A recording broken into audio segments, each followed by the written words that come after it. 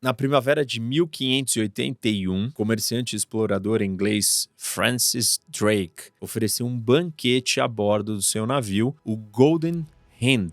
O dono e a tripulação do Hind tinham acabado de voltar de uma longa viagem ao redor do mundo e sobrevivido a essa perigosa aventura com 3 anos de duração. Agora, atracado no rio Tamisa, o navio foi decorado e enfeitado com faixas em preparação para receber sua convidada de honra e patrona, a Rainha Elizabeth I. Logo que a rainha pisou a bordo, ela ordenou que Drake se ajoelhasse a seus pés. Um dos guardas tocou seus ombros com uma espada, transformando o corsário Francis Drake, nascido pobre e criado por piratas, num cavaleiro, o imponente Sir Francis. Desse modo, garantindo sua posição como um símbolo do grande poder militar inglês nos mares. A Rainha Elizabeth enviou Drake para expedições com o objetivo de se vingar do seu inimigo, o rei Filipe da Espanha. O astuto Drake cumpriu muito bem a sua missão atacando os navios espanhóis ao redor do mundo. E ele voltou para casa com um navio cheio de recompensas, incluindo ouro, prata e pérolas, que agora pertenciam à coroa britânica. Na época, os monarcas da Europa estavam criando nações modernas de um retalho de terras medievais sob comando de diferentes príncipes e duques. As novas nações recém-criadas, elas competiam entre si para serem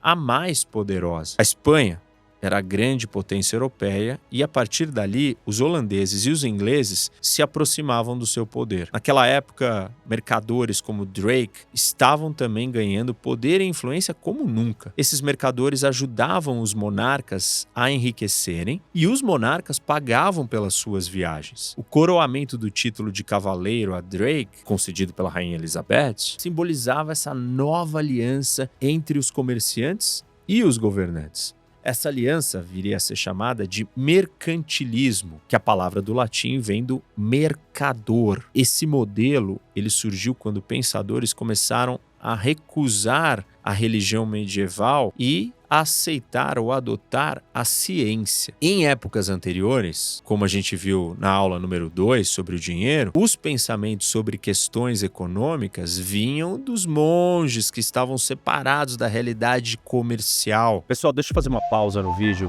para falar de algo muito importante. A sua segurança e a sua privacidade na internet. No mundo digital, você está correndo o risco de ter os seus dados violados, capturados e a sua privacidade invadida. O único jeito de você se proteger contra isso é usando a Surfshark. Surfshark é uma VPN. O que são VPNs?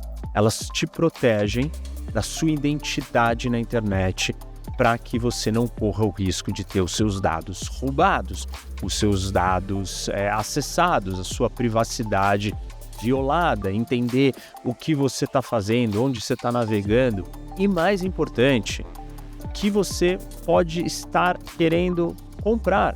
Então, se você entra online e tem um preço, mas aí eles sabem que você está numa localização específica e aí o preço para aquela localização é mais caro. Se você ativa a sua VPN, eles não conseguem localizar o site que você está navegando, não conseguem localizar onde você está. E aí você pode, então, ter acesso a preços melhores de outros lugares.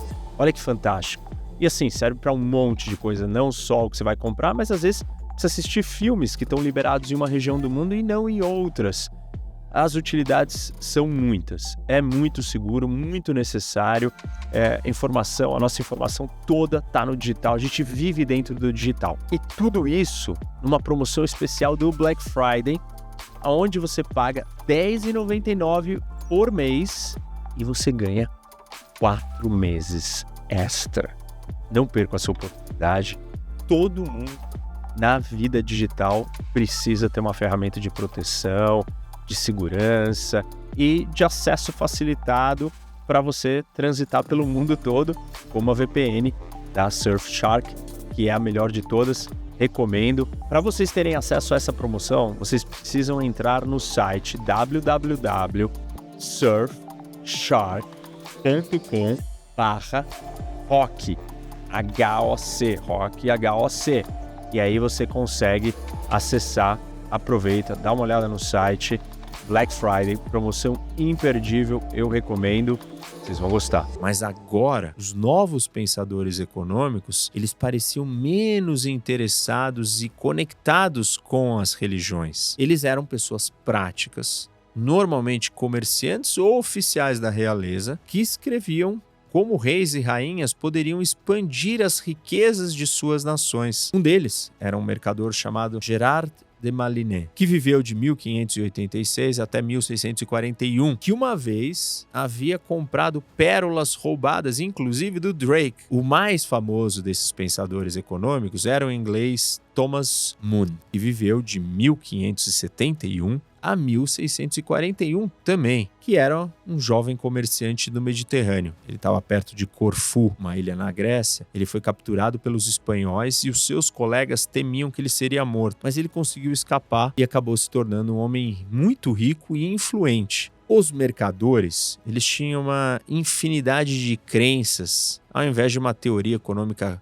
completa e totalmente desenvolvida. Os economistas de hoje em dia, eles ridicularizam esses pensadores daquela época por eles não entenderem questões econômicas muito básicas, como, por exemplo, o que significa dizer que um país é rico. A versão básica do mercantilismo diz que a riqueza é ouro e prata. Portanto, um país rico é um país com muito desses minerais. A crítica é que o mercantilismo comete a falácia de Midas. De acordo com a lenda grega, o deus Dionísio concedeu para o rei Midas um pedido. Midas pediu para que tudo que ele tocasse virasse ouro. E quando ele foi tentar comer, a sua comida virou ouro. Ele então percebeu que morreria de fome. A história nos conta que é loucura, então, enxergar a riqueza no brilho do ouro, ao invés do pão e da carne. Nesse caso, você pode acabar faminto. Ou, fazendo uma outra comparação para quem gosta do Senhor dos Anéis, você pode acabar como o Smaug, o dragão de Tolkien em O Hobbit, que ficava sentado em uma pilha de ouro, não fazendo nada além de contar suas moedas e cuspindo fogo. Ainda assim, por séculos, exploradores procuraram ouro e monarcas tentaram aumentar os seus estoques. Os primeiros exploradores da Europa, um século antes de Drake, eram os portugueses e espanhóis. E um deles, Hernán Cortés, sabia uma ou duas coisas sobre a atração do ouro quando disse, abre aspas, nós, espanhóis, sofremos uma doença do coração que só o ouro pode curar. Fecha aspas. Eles abriram os portões da Europa para uma enxurrada dourada no final dos anos de 1400, quando seus exploradores atravessaram o Atlântico e descobriram um novo mundo nas Américas. Lá, encontraram civilizações antigas cheias de ouro e prata. Os exploradores atacaram essas cidades, assassinaram seus habitantes e levaram o tesouro de volta para a Espanha. Depois, começaram a governar as novas terras para manter o ouro fluindo. A Espanha acumulou uma montanha de tesouros e se tornou a nação mais poderosa da Europa. Para os ingleses, a Espanha se tornou algo como o Smaug, o dragão do Senhor dos Anéis, um terrível acumulador de riquezas com uma imagem aparentemente invencível, mas com pontos fracos que podiam ser atacados. Homens como Drake ganharam a vida tentando perfurar a couraça da Espanha. Eventualmente isso se transformou em uma guerra total. Os economistas modernos criticam os mercantilistas por estarem obcecados com o ouro em vez dos bens que precisamos para viver. Hoje, nós medimos o quão rica uma nação é em termos da quantidade de comida, roupas e outros bens que seus negócios produzem. Não pagamos mais as coisas com ouro. Em vez disso, nós usamos o dinheiro de papel, notas de libras ou de dólares ou de reais, que em si mesmas não tem valor. Nossas moedas também não são feitas de ouro e são feitas com metais baratos que valem muito menos do que o valor real da moeda. Notas e moedas são valiosas simplesmente porque todos concordamos que são, mas nos dias dos mercantilistas, o ouro era o único modo de comprar as coisas. E à medida que o comércio se expandia, mais dos itens úteis que as pessoas precisavam, fosse comida, terra ou trabalho, tinham que ser comprados com ouro. Hoje em dia, os governos podem criar dinheiro imprimindo mais dele. Naquela época, reis e rainhas precisavam encontrar ouro de verdade para pagar os exércitos e castelos necessários para defender o seu território. Então, em seu amor pelo ouro, os mercantilistas não eram tão equivocados quanto às vezes os fazem parecer. Ideias econômicas são sempre ligadas às circunstâncias em que as sociedades se encontram. E muito do que eles fizeram era em resposta a circunstâncias bem diferentes das nossas, algo que é fácil esquecer quando olhamos para o passado. Um daqueles famosos mercadores, o Malins, escreveu um livro intitulado A Treatise of the Canker of England's Commonwealth, um tratado sobre o cancro do Commonwealth da Inglaterra, que seguia a linha mercantilista de que uma nação precisava de um estoque saudável de ouro. Para Malins, a doença econômica da Inglaterra, o seu cancro, era a compra excessiva de bens estrangeiros e as baixas vendas de produtos ingleses no exterior. As pessoas na Inglaterra compravam vinho na França usando ouro. Eles ganhavam o ouro quando vendiam a sua lã para os franceses. Quando a Inglaterra compra muitos bens estrangeiros e não vende muitos dos seus próprios bens para os estrangeiros, o que vai acontecer com o estoque de ouro? Ele vai diminuir. A cura de Malins era colocar restrições na saída de ouro para preservar o estoque da nação. Essas eram as políticas comuns na época. Alguns governos, como o da Espanha, tornaram a retirada de ouro e prata de um país punível com morte. Mas, em seu livro mais famoso, England's Treasure by Foreign Trade, Tesouro da Inglaterra pelo Comércio Exterior, o outro mercador, Moon, lembra que eu comentei com vocês, o Thomas Moon, disse que a melhor maneira da Inglaterra obter o ouro não era restringindo o fluxo do tesouro ou pelo método do Drake de roubar os navios estrangeiros, mas sim vendendo o máximo possível de produtos para os estrangeiros. Os países se saem bem quando são bons em fabricar coisas. O objetivo era alcançar um equilíbrio comercial favorável, no qual o valor das exportações, bens que saem, que são vendidos para fora, excede o das importações, bens que entram, que são comprados de fora. A partir do século XVI,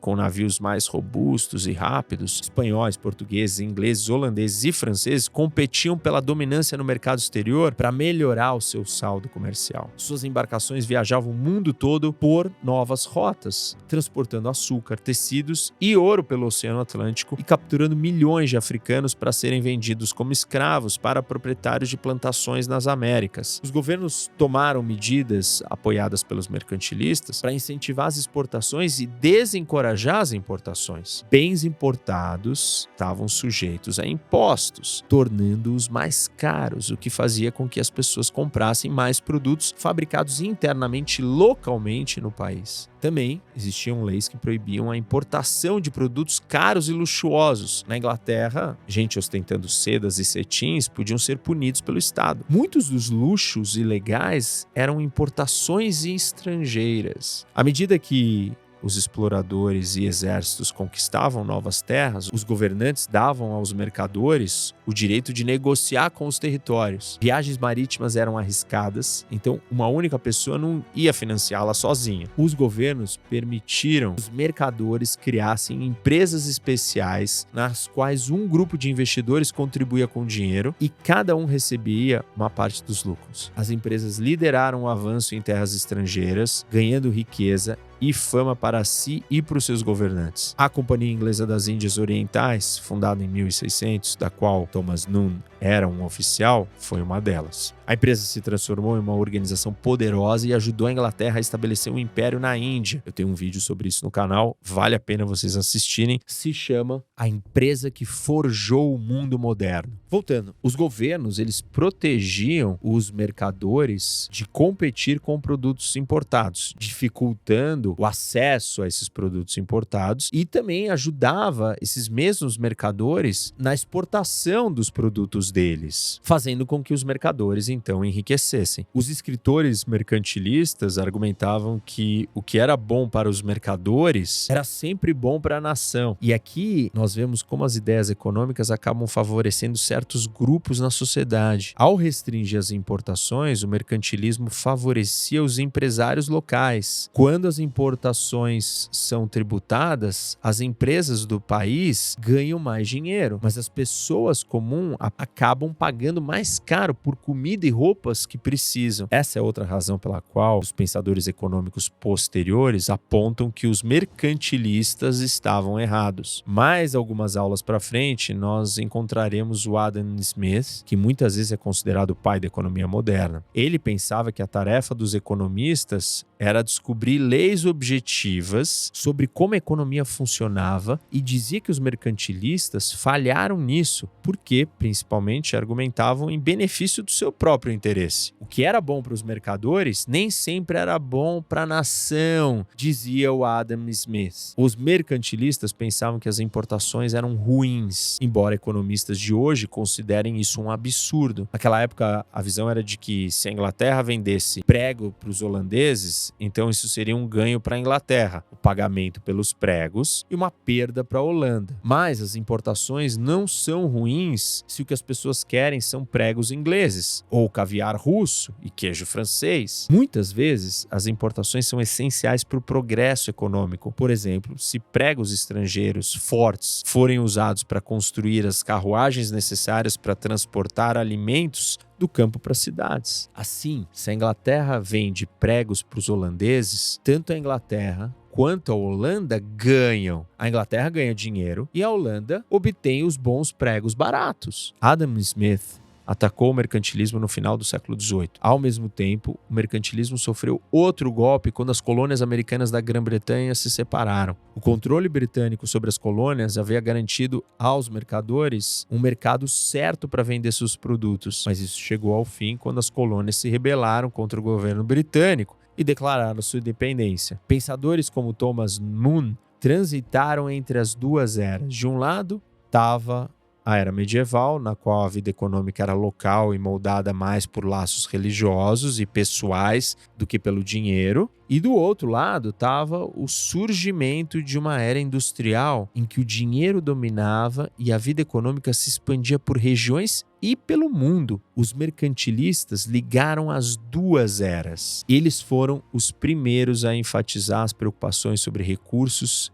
e dinheiro em vez de preocupações morais, o que se tornou uma marca registrada do pensamento econômico moderno. Eles não se preocupavam se a busca pela riqueza era permitida pelos ensinamentos bíblicos. Para eles, o dinheiro era o novo Deus. À medida que os homens do comércio se tornavam mais poderosos, outros lamentavam o fim das velhas formas de vida, nas quais o que era valorizado não era o comércio e a produção de dinheiro, mas a cavalaria. A cavalaria se foi, disse o famoso conservador e escritor Edmund Burke, em 1790. Abre aspas. Essa era de economistas e calculistas triunfou, e a glória da Europa foi extinta para sempre. Fecha aspas, disse Burke.